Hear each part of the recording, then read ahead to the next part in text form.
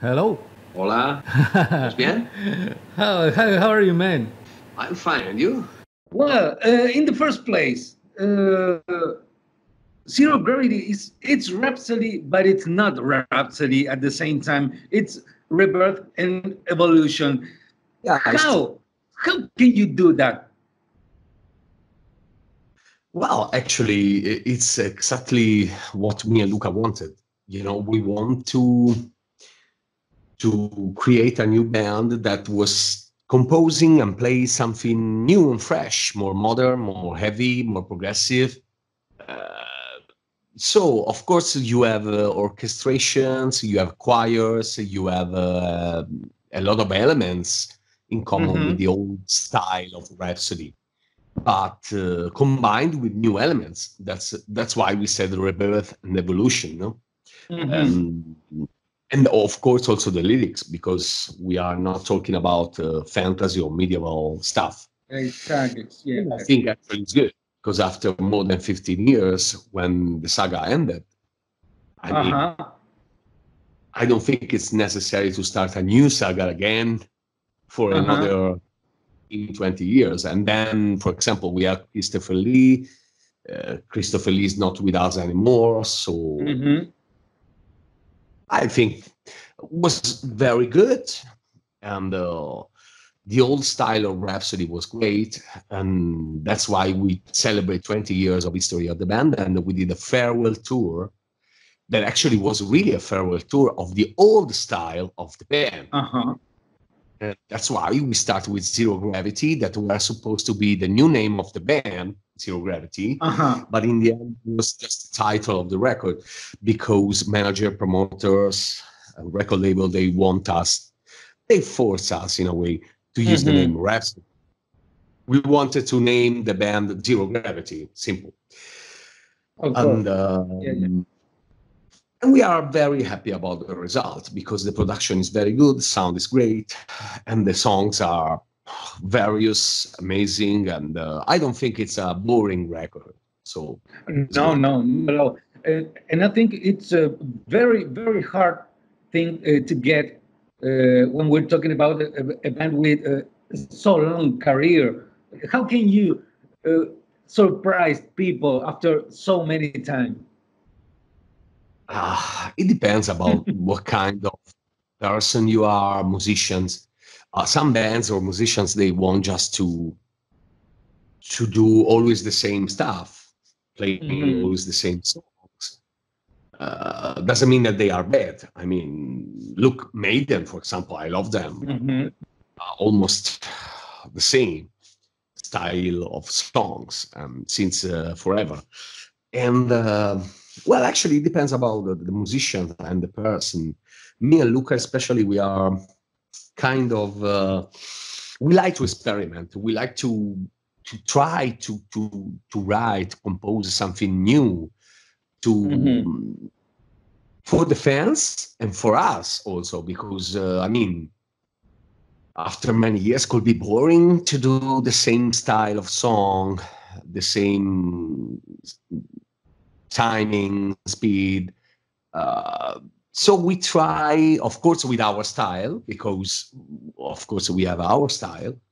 We try Hmm. to give an evolution and every time to write something new, something at least unexpected and fresh, but still Uh-huh. without losing our style. And I think this is something nice. Yeah, but it's something dangerous, we would say, because so many people doesn't like the changes. They like the bands that are always doing the same thing over and over again, and It's true. this is It's true. It's risky always, stuff. yeah, it's true because usually some bands and musicians simply they don't want to risk. Hmm. So they want to play sure and they want to, they are happy with what they have. And so Uh-huh. that's why sometimes they are not able to do something different Hmm. simply because they Of always course. try these things and they are good just in this. So sometimes they are not able, sometimes they are not open mind. Sometimes they don't want to risk because they are okay with what they have, and they want to risk to lose fans, or I don't want to be bad, because usually I am not a bad guy, but you have to think this way. People are ships, so most of the people, they are listening to city music, easy music, boring songs, boring bands. That's the reality. That's unfortunately the reality. So the more easy you write, the more cheesy you write, the better it is usually, because the media of the people is not really the best.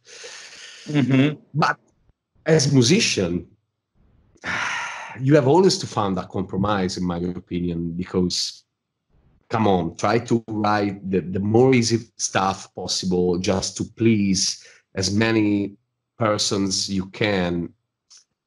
It's not the best. I mean, or maybe you sell more records, maybe you have a little more money. But then in the end, as an artist, you don't really. I mean, when you will be in the end, and you will think about your career and what you did, I think one thing is to know that you tried. One thing that you know that you did it what you wanted, and you did your best, and with your style and your band. One thing is to know I reached this, but I also know that I never try to do more. I never try to change. I never try to risk. So I don't know. It's risky, and usually it's not going good when you risk, because, as I told you, the great part of the normal listeners, they don't just listen to music. So, but you have always to find a compromise between the artistic way and the good music. Of course, when you write a good song, it's a good song. Doesn't matter which style. And you can also write very good songs really easy. I mean, with 2 chords. But I see a lot of bands today that they are recycling the same song, the same lyrics of old records. This is they don't even try, not even in 1 or 2 songs in a record. So this is bad.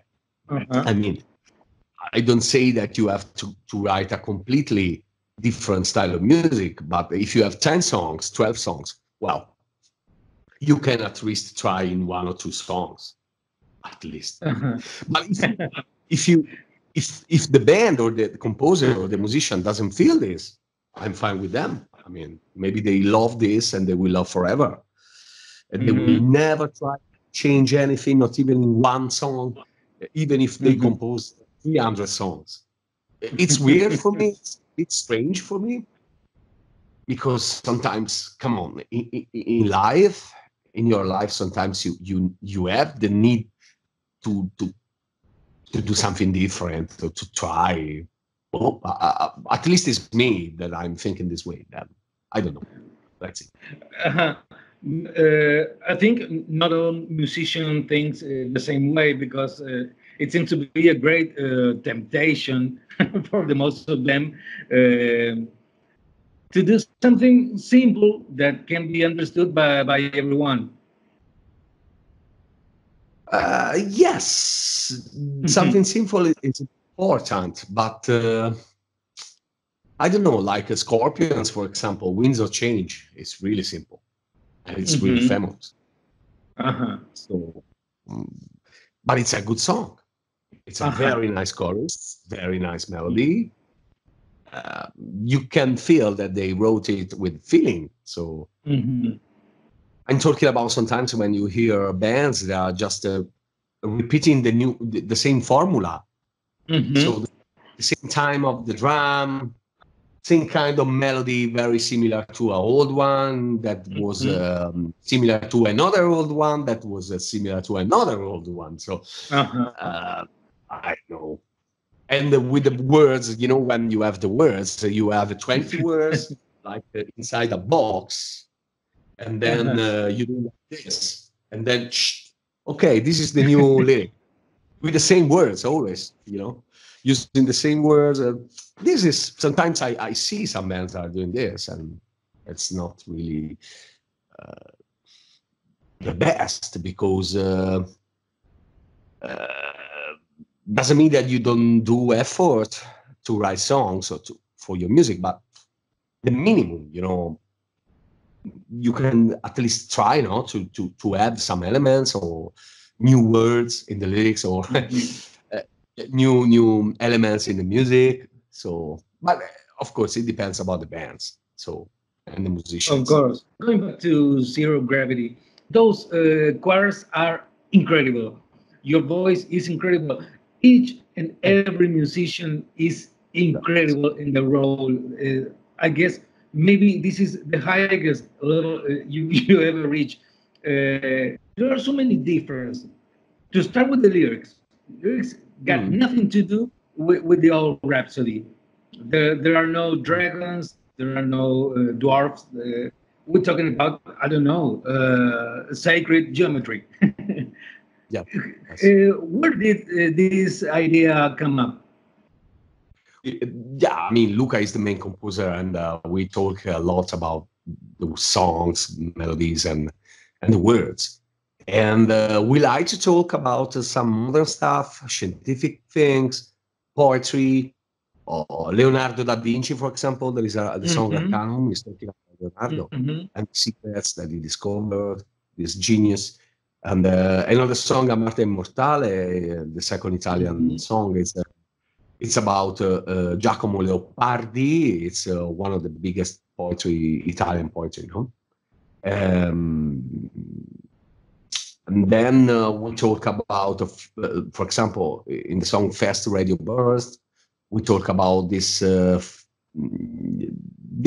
phenomenon regarding rumors, noises in the space, the galaxy, that somebody is studying, you know, something. It's great because you can talk about many different things, completely different, and you are not in jail, let's say. So when you talk about the dragon or the dwarves, or anyway, you can talk about a black dragon or a red dragon or a white dragon, but it's about and when you have a story like a saga and the saga is finished, as I told you, I and Luca didn't want to create a new fantasy saga. For us, was like, you know, was like a second try that we never reached the first one, or I don't know. You have to be convinced, you know, to do that. Of course, of course. And talking about the sound, the production, the ideas you put in this album were previous to the recording, or they were coming up in production? No. We have to say that we compose, especially Luca, that is the main composer. Almost everything was composed in the same way that fit and thought in the same way. So we had a clear vision of the songs and the record. Then, of course, in the studio appears sometimes some ideas, some elements, especially about the vocals, because I was changing parts, I was trying parts, and choirs sometimes. But the main vision was the same when we wrote the songs. So yeah, it was more arrangements and some melodies changed in the studio, but the rest was like this. And the studio working was amazing because um, it was probably the best time ever that we had in the studio, me and Luca, because I think after 8 years that we didn't work together, we have more experience and we are more mature. And at the same time, we found ourselves after 8 years more experienced, more mature, and we know each other very well. So I know exactly when Luca writes something, the way that he's thinking, the way that he want the singer, or he was thinking the voice of the singer in his mind, and exactly he knows my way. He knows the way that I will sing and the way that I can sing. I mean, he's thinking about a very soft melody, then aggressive, then opera, then so because he has in mind my voice, because he knows myself very well. So even if we did very complicated stuff in the studio, sometimes was great. It was funny, great, and well, let's say fast, because the sound engineer in the studio he was surprised because sometimes we had some part like Queen parts, and the sound engineer was listening this part and was like, "Oh, mom!" But then in a couple of hours, we finished the part, and it was like, "Okay," because just because of this, because we know each other very well between me and Luca, so we can do something good and fast in a way. And okay, fast with Rhapsody, you will never be. But thinking about the songs, it was fast. I can say. Great, really great. And I guess so many people was surprised, including me, because when we hear you were together again, obviously we were hoping the old Rhapsody, but no, you came with this modern. It's a modern sound. We got some prog stuff because you got some parts that are very prog. Yeah. I don't know.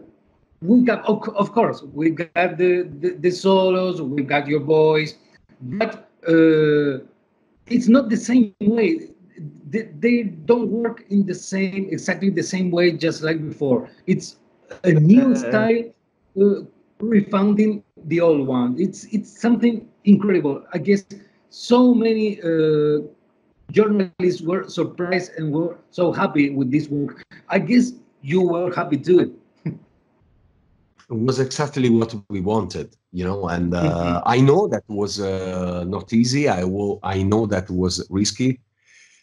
I know that a lot of fans maybe they are disappointed because they are used to listen the same song again and again and again. But in life, you have to change sometimes. You have to do something sometimes. And I think we were able to do something really great. I mean, to change in this like we did, it's not easy at all. And to change, but you still feel the Rhapsody touch combined with something new. It's unique in a way because I don't see other bands that are doing the same kind of songs that we have in Zero Gravity. So I think it's something great, especially because the band was able to reach this in one record immediately. So, I mean, was good. Of course, we love the old stuff. We love the old songs. We will always play some, especially in the shows, because anyway, and play. Even if we play completely the new record, we will play 1 hour maybe. So we need 2 hours. Of course, we will combine new songs with the old ones for the fans and for us because we love songs like Lamento or Eroico, like Don't Victory, Olitan, Wizard. We love many old songs that we did. And so I think we did the right choice and we did what we thought we were feeling, especially me and Luca. We decided immediately when we start thinking about this new band to do something new and different. because for us was not making sense to do the same a copy of the past, especially after a farewell tour. It was for us really a farewell tour of the old fantasy Rhapsody style. So of course, if we decide to do a new band, it must be something different, something new. That's it. I guess there were 58 minutes, I guess, the whole album. And yes, it's not a short. It's we could say it's a long album. And when you put it from the first song to the last, you don't realize that it was almost 1 hour of music. Yeah, I have the feeling, even if I know the songs very well.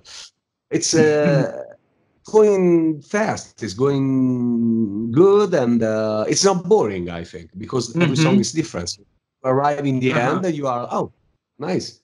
I think because every song is somehow different, so doesn't give you the feeling that that you are like listening to the same thing, and doesn't make you aburrido, no? Or listening the same kind of timing and melodies, and we try to do really every song a special one and different. So I agree with you. I guess Arcanum could be a whole album for other band. Yeah, I mean, yes. It's changing. It's changing all the time. It's a really great song. Thank you so much. Thank you. Fabio, I want to ask you something. Leaving the music beside for a while. I guess you know you're a star. You're a well-known guy. People wants to hear what you say and things like that. And it's usual that when a guy like you says something for you maybe it's careless, but for the fan who is waiting to hear what you say, it's kind of a God spell. It's the voice of God saying something. How do you manage that? I guess it must be something a little bit hard. Yes, can be, but it depends, because if you are thinking too much, then it's not good. And then maybe you say something bad or you do some mistakes. You have to take it easy and be natural. If you like people, if you like to answer, and if you, be natural without like a friend. Because if a guy or a girl is listening a song that you are singing or playing or writing and love the song, there's a connection with you. So in my opinion, it's not just a fan, it's like a friend. So I think this is good, to try to think as friendly as friends, not as fans. So to be natural and to talk and answer or discuss in a natural way with them. And then, of course, sometimes can be that you are in a bad mood, in a bad day, or maybe you simply can't talk with 25 people at the same time. That's the point. But it's life. I mean, I don't feel it too much. I mean, I try to be natural and keep the positive things. Yeah. And you know, it's something that we as fans we can see it on stage.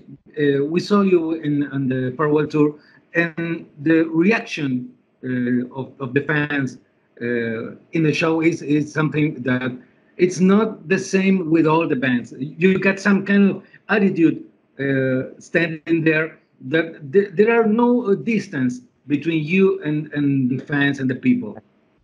That's my way. That's my, yeah. how I feel when I am on stage or when I do a show. I don't think that I have to be so distant, because I don't feel myself distant from the people. So yeah, and especially in South America, in Latin America, in Argentina, of course. Yeah, usually the fans are very, very calientes, ¿no? La gente canta todas las canciones, sabe todas las palabras, y es casi como una fiesta. Y me gusta mucho. It's great. Well, talking about Latin America and Argentina, you are coming just in a short time. We'll have you here once again. What can we expect for these shows? I have always a great memory about Argentina because we always had great time, crowd, food,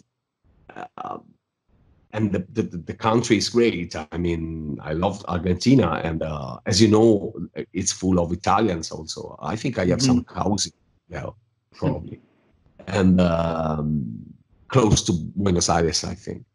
And so I have always a good memory. So I just hope that will be the same because I love to do shows there. I love to hear the fans singing the songs with me. To talk with the fans, even sometimes in front of the hotel, even sometimes on the road when you meet somebody. That's it, simple. To have to share very good time, very good music, and a great night. That's it. I'd like to ask you one thing, if you can and if you want, whatever you want to say to our listeners. We are Espectro FM. That's the name of the radio station, Espectro FM. And our city is Corrientes. Corrientes City, Argentina, of course. Ok. Hola, yo soy Fabio Lione de Turilli Lione Rhapsody. Y yo mando abrazos, fuertes abrazos a todos los escuchadores, listeners of Espectro FM en la Corrientes City, ciudad. Espero a todos en el próximo show de Turilli Lione Rhapsody en Argentina. Mucha suerte y fuerte abrazo a todos.